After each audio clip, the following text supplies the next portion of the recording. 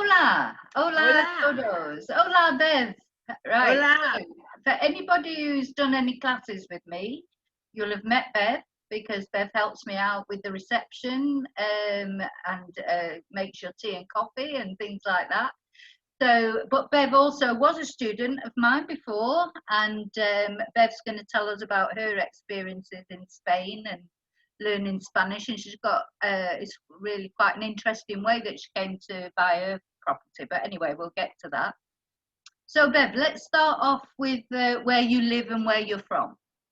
Right, initially from the East Sussex in UK, a little village called Wadhurst, lovely little village, and we Where is moved to East Sussex? I'm terrible at geography. East Sussex is South England. Ah, right, okay. So is it near London or is it?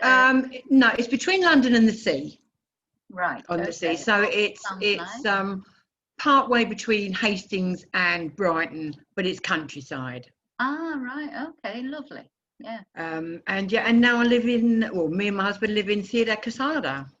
Ah, right, okay. Ciudad Quesada, so that's not far from here, from San Miguel. It's No, just up the yeah. road, isn't it, really? And how long have you lived in Spain now, Bev? We've lived in Spain now for 1 year and 8 months. 1 year and 8 months. Yeah, Yeah. that's and how is it? How are you finding it? I mean, what are the positives of living in Spain? Well, I mean, you've got the the cost of wine, obviously, is The my important thing, yes, yes. That is a definite positive. yeah. And obviously the cost of living is a lot cheaper. We couldn't live like we do here on our pensions back in the UK, just wouldn't be able to. No. The weather, the Yeah. climate is absolutely amazing. The scenery, wherever you go, the scenery is spectacular, whether it's Very beautiful. But mountains, yeah, whether it's that's country. right. There's a lot more to Spain than people realise, isn't it? It's not Yes, just yeah. beaches, Benidorm, and No. etc. I mean, it's a very pretty country Oh when you gosh, go in yes, Manda, yes, and it's especially, huge, and it's huge, absolutely of huge. course. Yeah, yeah, So I mean, the pros are, endless, really are endless. I could carry on all day about why people should move to Spain. And what made you choose Spain? I mean, had you been coming to Spain on holiday, or was there a particular reason that you chose Spain as opposed to anywhere else to? Yes, I mean, we did look at Australia because I spent my formative years in Australia, Ah, right. and so I could easily have gone back there. But we've got children, and we needed somewhere where we could get back quickly in an emergency, Uh-huh.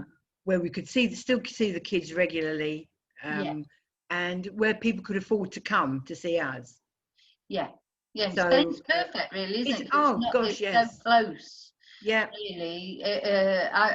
When I lived in Britain, when I lived in Reading, and my family lived in Manchester, it would take me longer to get to Manchester yes, to go and see them than it would take me to go from here to fly from here. yeah, Really, it would take yeah, take me practically all day to get to Reading, to get to yeah, Manchester from Reading, because of the traffic or the trains, or everything moves so slowly. But yeah, you're just a short flight away from, well, yeah, normal circumstances. Obviously a yeah. little bit different this year. Okay, are there any negatives, Bev, about living in Spain? Anything that Um, you would warn? Obviously the language barrier. Yes, yeah, I mean, that's I think that is the main issue. Missing family is yeah, also a big, and I don't think I was quite prepared for the bouts of loneliness that you get right, until you okay, have a steady circle of friends. yeah, And if you're not particularly not sociable, but if you're not that type of person who makes friends easily, I can yeah. imagine it could be quite difficult.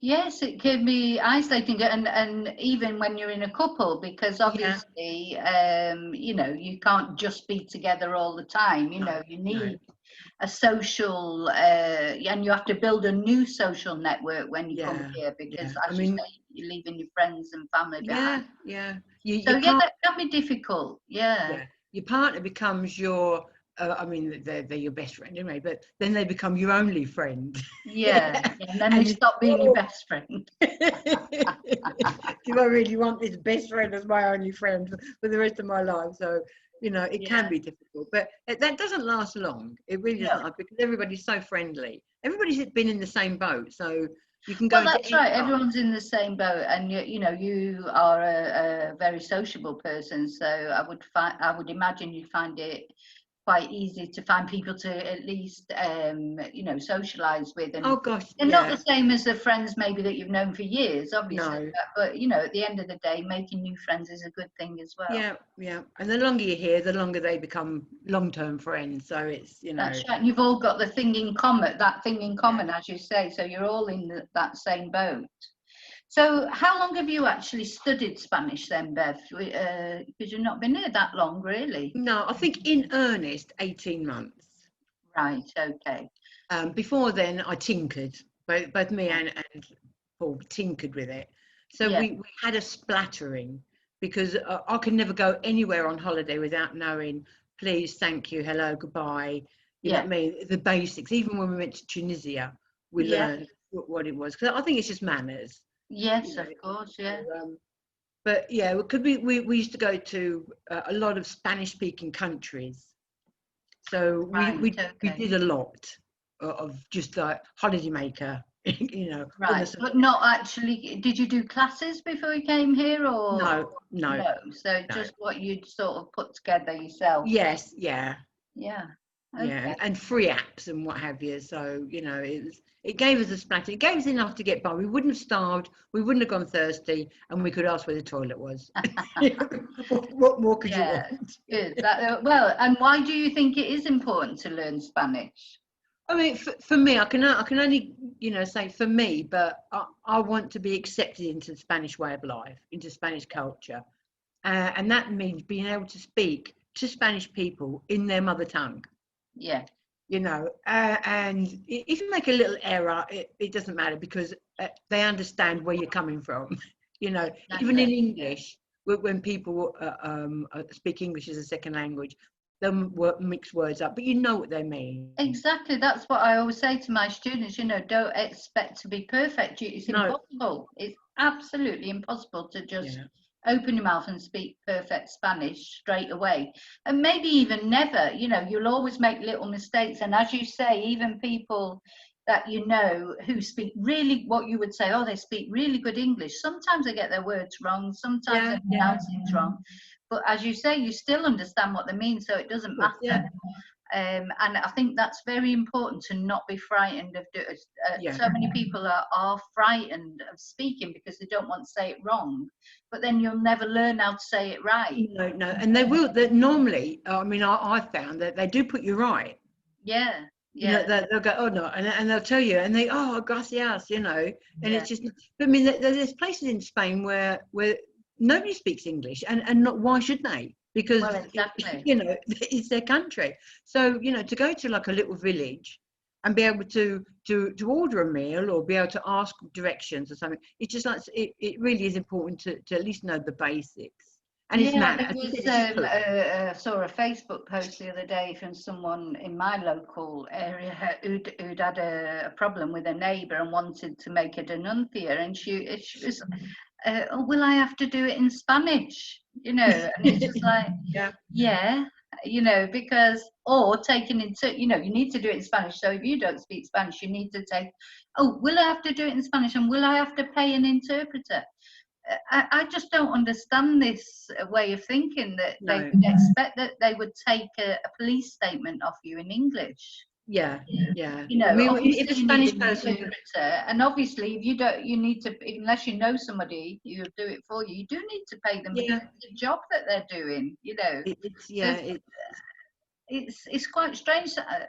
I would never have come to live here or any other foreign country and expected not to have to learn some of the language for those sort of things. As I yeah, mean, all right, maybe when you go in restaurants and in the tourist situations, they do speak English, of course, because but when you're in, you know, doing something serious like making a denuncia or having to, go to the town hall or do, those sort of things. Yeah. It just, I can't, I don't know why anybody would think you didn't need to speak Spanish, but No. yeah. So you started like straight away, didn't you, when you came here? Yes. To Yeah. learn, you because when did you start? Did you start more or less straight away when you came here to Spain? Yeah, With when classes with me? we got our final place, where we're living now, then that's when we started. I think we started in the February, March. So we got everything sorted out, and then we started. I'm pretty sure we started in the March. Yeah, so you So know it you was, did well to yeah, get into it so quickly. yeah, And you bought your house under different circumstances, didn't you, than probably most yeah, people? So yeah. you were on Place in the Sun, weren't you? That's right. Yes, Yeah. yeah. We found this our little oasis through them, which is really good because it took a lot of the legwork out of hunting places. So did you enjoy that? They took you around to different places, did they? You told Yes. them what you were looking for, Yeah. and they took you around to different places. Yeah, we gave them the criteria. We gave them our budget, bedrooms we wanted, etc., and the area, and that they took us to 5 places within the Torrevieja area, sort of thing. Uh-huh. And And was it a difficult decision in the end, the one that you no, chose? no, No. no. There was 2 we liked. This one was always top. Although it was the 4th property we saw, but it was always top property. And there was no other choices really. This was perfect for location. The property itself had ticked every Ticked all all the box. boxes for Yes, you. yeah, Oh, that's good. yeah. Yeah. And it was hard work on Place in the Sun. It wasn't an easy thing. We were filming like 10, 12 hours a day. Oh gosh. In 27, 28 degrees outside. So What time of year was it when it you? was early September. All right, so it's still hot then. Yeah, Yeah. yeah. Yeah. So it was really hard work. I mean, we had a half day which started at 8 and finished at 4. So Oh that gosh. was our half day, and we only saw the swimming pool in the hotel once. The rest of the time, we just go back in and just collapsed. We were just so tired. It was a Yeah. long day, but Would it was you good. recommend it then as a Oh, way of finding a yes, property? yes. It was absolutely brilliant. Absolutely loved it. And it's a Yeah. good experience. And we've made friends from that because people go, oh, I saw you on Place in the Sun, and you start talking. And so, again, I mean, of course, Paul is quite a memorable chap anyway. Oh yes, you wouldn't forget Paul. No. We should have had him on this interview as well. Oh, yes. Oh, I'm sure he'd love to do one. All right. Oh, maybe I'll do one with him then in Yes, the of future. course. Yeah. Yes, yeah. And Yeah. he has some wonderful stories to tell. Yeah. He's Yeah. had a hell of a life. So All right. Okay. Well, there you go. I'll put him in he's next on the list. definitely. And which situations do you think that you need Spanish the most, Bev? When have you found that you need? I think, as we touched on earlier, of being dealing with officials, Yeah. and even things like setting up your electricity account, Yeah. your water, setting up direct debits. Yeah. We had to go up to the ayuntamiento, which is the town hall. People don't know Spanish. Perfectly pronounced, Bev. Very well Thank you very pronounced. much. We had to go there to get a license so we could go to the tip. Ah, So right. we had Yeah. to, we had to get a license there. So It's lots of little things that people don't think about, isn't there? That the nuts and bolts of just life that you take going for to a granted. chemist and you've got a sore throat, Yeah. things like that. So, I mean, why should they have to speak English? They shouldn't have to. Yeah. And it's things I remember when I first came in and I didn't speak Spanish. Your shopping was really difficult because even just looking for a shampoo, Yeah. and you're trying to read it, look down it, you've got to work out, is it the right one for your hair? Just sometimes it's the most smallest, silliest thing, and then you think, oh, and of course, there's lots of people don't think they have to learn Spanish, but normally what happens with those people is as soon as they've got a problem, they're knocking on the door of someone like you who has taken the time and effort to learn Spanish. So I mean, I have got cosmetics upstairs I can't use because I didn't understand what it was. You know, I bought what I thought was a face mask and it's a face scrub and things like that. So, yes, things like that. I've done that. I think we've all, yeah. But you know, it's all part of the learning curve. yes, yeah. All part of the fun. Oh gosh, yes, yeah. And what do you think is the most difficult thing about learning Spanish? The most unenjoyable? I don't even have to think about this. It's verbos. Definitely verbs. I mean, you sort of like, and they're vast. You know, there's so many to learn. But you think I've got a grasp on this guy. I know what I'm doing, and then they'll throw in like a go-go verb, and you think, what the heck just happened there? You know, that's right. Just as you think you're getting your head around one thing, there's always something else.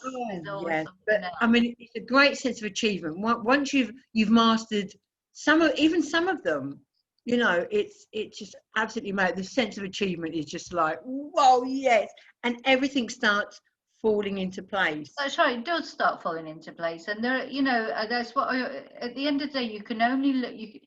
If you were to sit and learn a song, for example, or learn so you can't learn everything all at once. You have to learn it bit by bit. You can't just learn the whole thing. That'd be too difficult. So you can only go bit by bit, and each time you learn something, and you have an achievement, like you were saying to me about having getting through to someone in Spanish when you were talking to them, how it makes you feel when you do get a result like that, and you think, you know, I'm getting there.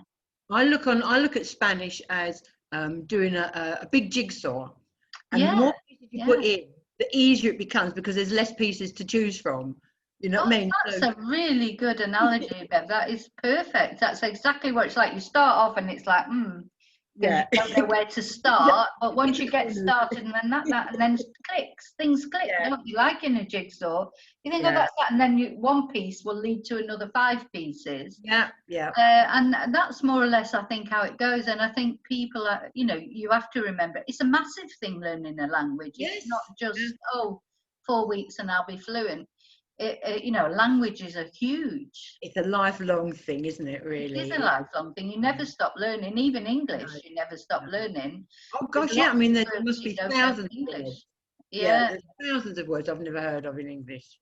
When I went to university, I just remember the first probably month not understanding what anyone was saying, you know, because I remember once one of our lecturers, who was one of our favourite lecturers, he was giving this lecture and we were all just looking at him like that, and one of my friends, he turned around to me and he said, I don't know what he just said, but I agree with all of it. It just like, because they're using words that we'd never encountered before.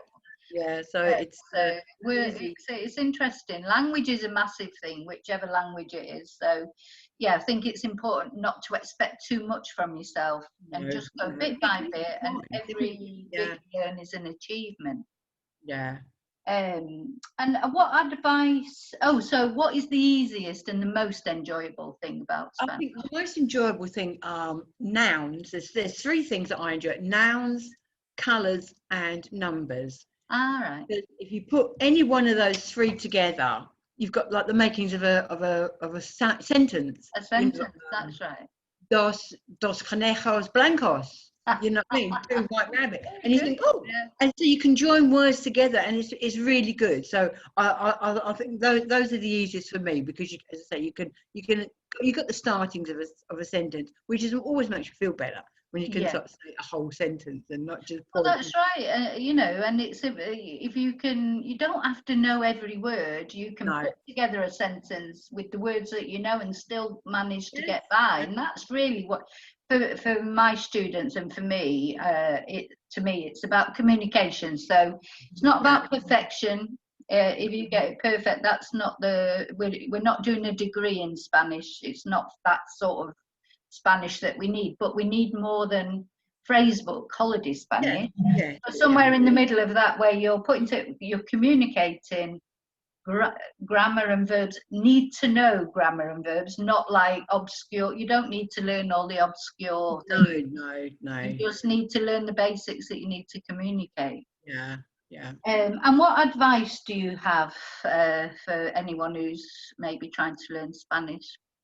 I think the best advice is just don't give up. You know, no one said it was going to be easy. Yeah. Learning a new language is never easy. But as I say, look at the jigsaw point of view, and you know, just stick with it, because there'll come a time when things start slotting into place, and it is like a light bulb going off. You think, oh, of course. Yeah, it is a nice feeling. Yeah, I do remember that. Even though Yeah, and don't be afraid to ask, because no question is ever stupid if you don't know the answer. Yeah. So you just need to be asking people, and ask Spanish people, what's this in Spanish? Yeah. And they're quite happy to tell you. Of course they are, yeah. I know for a fact that Spanish people love it when people are trying to learn Spanish. They love it. You know, it just like in Britain, you know, with British people, they don't like it when foreigners come over and don't speak English. You know, and it works the same in reverse here. You know, you're in Spain, not everybody will become completely fluent, but I think everybody can learn something. Yes. And you should learn what you can. Do what you can. That's all you can do, really, isn't it? You can only do what you can. And some people will take it further and go into it in more depth, and other people will just learn enough you know, to get by in day-to-day life, and that's fine too, because you know, everyone's an individual. But it's I know for a fact from Spanish friends who've told me they think it's great that people are actually trying to learn Spanish. They think it's fantastic. Paul has a good saying. He said, each one teach one. So everybody has something to teach everybody else. So, you know, let's ask. You know, it's not a problem. And what did you, so you came for classes with me for a while. What did you like about the method that I use? Is there any, you know, anything in particular that you think that, you know, the El Principe method, if you like, or my method is that you liked? Yeah. Again, for me, I like the classroom scenario. It encouraged me and helped me to concentrate and learn, because you know, it's just the way it's set out. It just did, and the fact that I'd ask questions in English. You know, if there was something I didn't quite understand, there was one thing in particular that really it just, I could not get to grips with it, and that was pez and pescado. Right, yeah. And I was reading things saying pez, and then it's like pescado. I think, but they're both fish. But of course, one is the animal, and pescado is the meat, and it'd be like, you know, pig and pork. But I just could not go. And then I thought, oh gosh, of course, you know. So silly things like that really sort of bug you, and you can clear it up. What you're saying? What's the difference between pez and pescado? You know? I think that's the thing. I think there always comes a point in time. You don't need to go to classes forever to learn Spanish, but there's always a point in time, I think, where classes are necessary just to get some answers. Gosh, yes. You know, some explanations. So, and once you've got things lined up a bit better, then you can go back to learning at home, or you know, you don't need to go to classes forever and ever. But yeah, explanations in English. And then of course you spent a lot of time with Liz as well, the other teacher who is a Spanish speaker. So you've got a bit of the best of both worlds. Yes, exactly. So you know, we could practice our Spanish, talking Spanish. I mean, Paul used to make her laugh all the time with this. I know, yeah. There was always a lot of raucous laughter from that end of the classroom, yeah. Yeah, and not a lot of learning going on. But no, it's, you know, that type of thing, and the handouts that you give were I found were really good, because you take them away, and I like to do exercises more than once. Right, yeah. It really sinks in, you know what I mean? So you could take your handouts out and you could do them, you know, at your leisure as many times as you liked. You know. That's right. I think that's important. I try and remember to say to people, it's better not to write on the handouts or in the book if you've got the book, because then you can always go back. Because when you do, if you do one handout, you won't remember all of that. You'll remember about 20% of it, probably. So then each time you go back to do it again, you get another 20%. So you probably got to do it 5 times before you get the 100% where you remember all of it. So that I will always recommend repetition.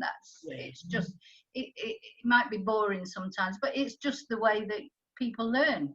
They say you have to do things 11 times to remember them properly. I'm sure. But I mean, the El Principe method, I think, you know, and I've got to thank you and thank Liz, gave us a good stepping stone to learning Spanish, which is why, I mean, we bought all 4 books. Right, and you're working your way through the books. Continue with it, and I know you do online support as well for people who, you know, if they've got questions, do emails, you know, answers and what have you. So that really gave us a good stepping stone and a good understanding of verbos. And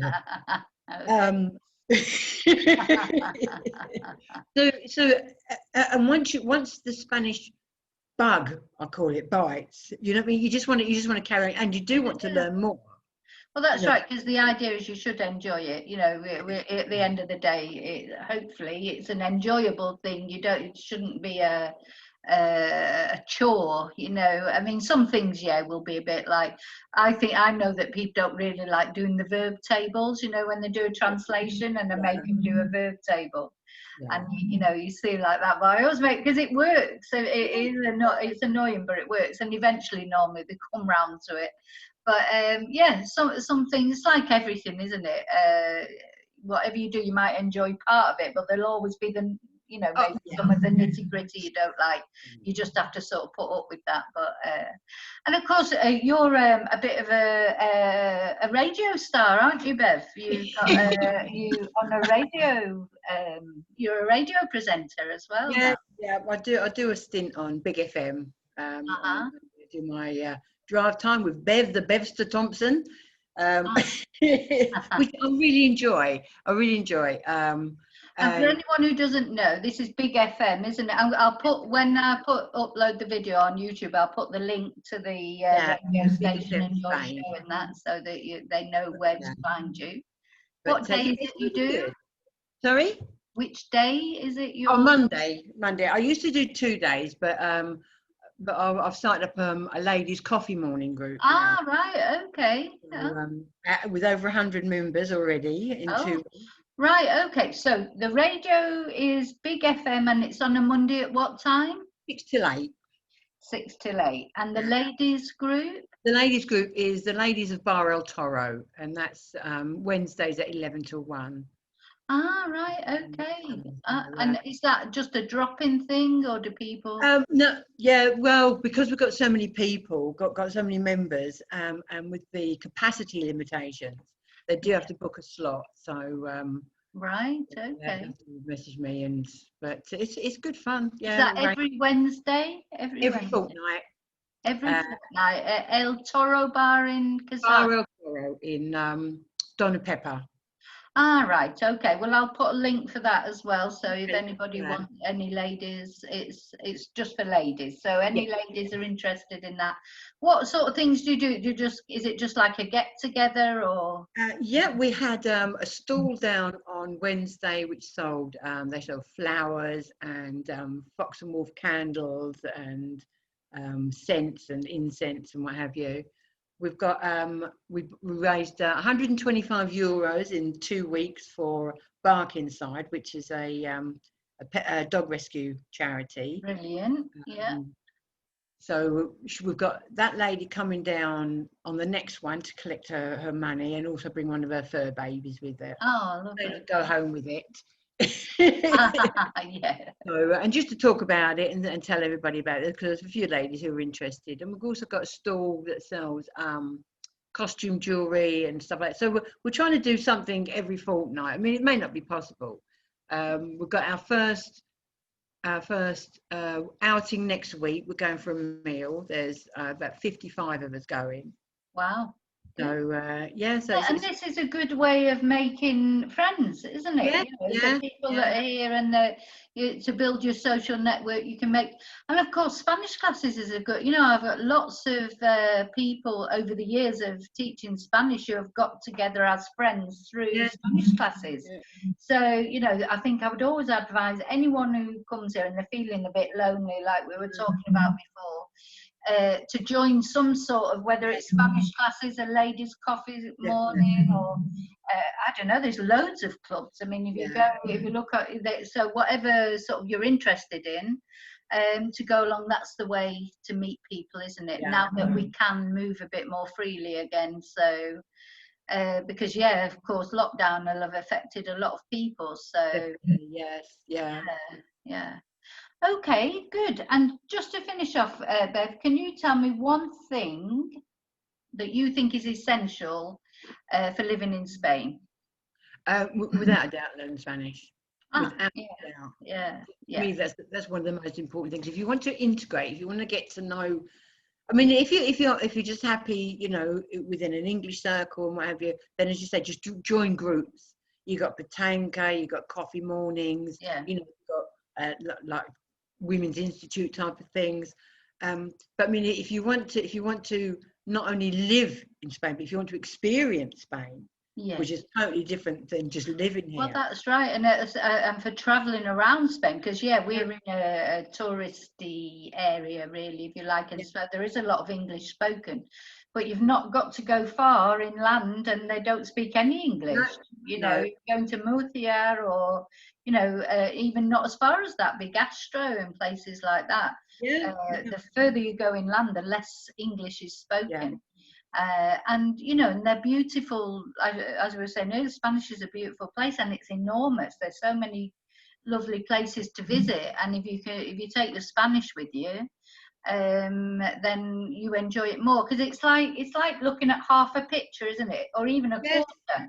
So if you've got like a picture, you're only really, if you don't speak Spanish, you're only experiencing maybe a quarter of that picture, and the other 3/4 you can't even go there or know about. So I think, you know, for me, certainly when I came to live here, I didn't speak Spanish, and I just realized within probably a month, there's no way I could live here if I didn't speak Spanish.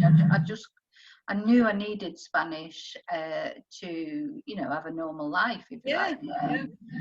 So it's important, or at least some Spanish. As I say, I don't want to make people think that they've got to be fluent in English. But just the more that they learn, bit by bit, it's like then the picture gets bigger that they can experience. Even if you just holiday here regularly, it's still. Oh, that's right. You do get treated differently as well if you make an attempt at least to speak Spanish.